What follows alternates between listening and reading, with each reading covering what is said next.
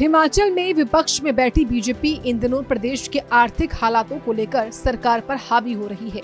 आए दिन विपक्ष सरकार पर बैंकरप्सी के आरोप लगा रहा है, तो वहीं दिवालियापन के लिए सरकार के चुनावी वादों और मुफ्त की देवड़ियां बांटने को इन हालातों का जिम्मेदार बता रहा है। इसी क्रम में विपक्ष के नेता जयराम ठाकुर ने मंगलवार को एक बार फिर कांग्रेस की सरकार पर निशाना साधा, जिसमें उन्होंने कहा कि झूठे चुनावी वादों के बल पर कांग्रेस सत्ता में आई है।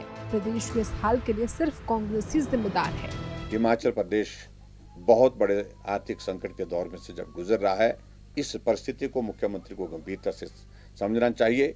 और जो कर्मचारी हत्याशी की बात बार बार कहते थे, हर भाषण में कहते थे, आज कर्मचारियों को पेंशन की बातें तो दूर की रही, फिलहाल स्थिति ये बन गई सैलरी भी समय पर नहीं मिल पा रही है। डीए की किस्त की बात तो दूर की रही, सैलरी भी नहीं मिल पा रही है, मेडिकल रिइंबर्समेंट नहीं मिल पा रहा है।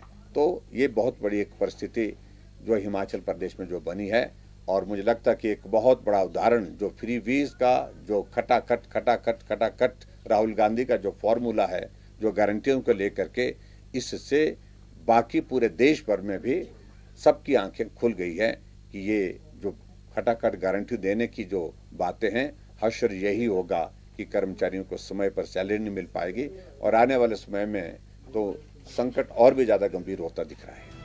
विपक्ष के सभी आरोपों से सरकार पल्ला झाड़ते हुए दिखाई दे रही है, लेकिन मौजूदा हालात से इनकार भी नहीं किया जा सकता, क्योंकि सरकार का खजाना खाली हो रहा है और आपदा राहत राशि के साथ साथ सरकार पर योजनाओं के लाभार्थियों को देने के लिए भी फिलहाल पर्याप्त धन नहीं है। अब देखना ये होगा कि सरकार इन हालातों पर क्या रुख अपनाती है। इसके साथ ही ये भी देखना होगा कि प्रदेश की आर्थिक स्थिति कब तक दुरुस्त हो पाती है। हिमाचल में विपक्ष में बैठी बीजेपी इन दिनों प्रदेश के आर्थिक हालातों को लेकर सरकार पर हावी हो रही है। आए दिन विपक्ष सरकार पर बैंकरप्सी के आरोप लगा रहा है, तो वहीं दिवालियापन के लिए सरकार के चुनावी वादों और मुफ्त की देवड़ियां बांटने को इन हालातों का जिम्मेदार बता रहा है। इसी क्रम में विपक्ष के नेता जयराम ठाकुर ने मंगलवार को एक बार फिर कांग्रेस की सरकार पर निशाना साधा, जिसमें उन्होंने कहा कि झूठे चुनावी वादों के बल पर कांग्रेस सत्ता में आई है। प्रदेश के इस हाल के लिए सिर्फ कांग्रेस ही जिम्मेदार है।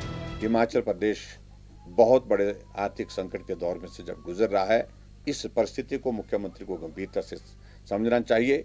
और जो कर्मचारी हत्याशी की बात बार बार कहते थे, हर भाषण में कहते थे, आज कर्मचारियों को पेंशन की बातें तो दूर की रही, फिलहाल स्थिति ये बन गई सैलरी भी समय पर नहीं मिल पा रही है। डीए की किस्त की बात तो दूर की रही, सैलरी भी नहीं मिल पा रही है, मेडिकल रिइंबर्समेंट नहीं मिल पा रहा है।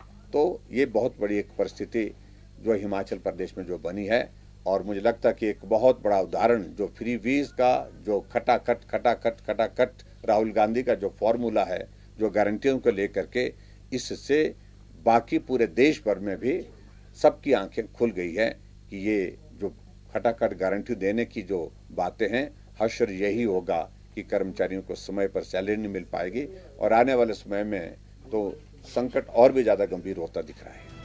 विपक्ष के सभी आरोपों से सरकार पल्ला झाड़ते हुए दिखाई दे रही है, लेकिन मौजूदा हालात से इनकार भी नहीं किया जा सकता, क्योंकि सरकार का खजाना खाली हो रहा है और आपदा राहत राशि के साथ साथ सरकार पर योजनाओं के लाभार्थियों को देने के लिए भी फिलहाल पर्याप्त धन नहीं है। अब देखना ये होगा कि सरकार इन हालातों पर क्या रुख अपनाती है। इसके साथ ही ये भी देखना होगा कि प्रदेश की आर्थिक स्थिति कब तक दुरुस्त हो पाती है। सूर्या समाचार के लिए शिमला से अरुण उनियाल की रिपोर्ट।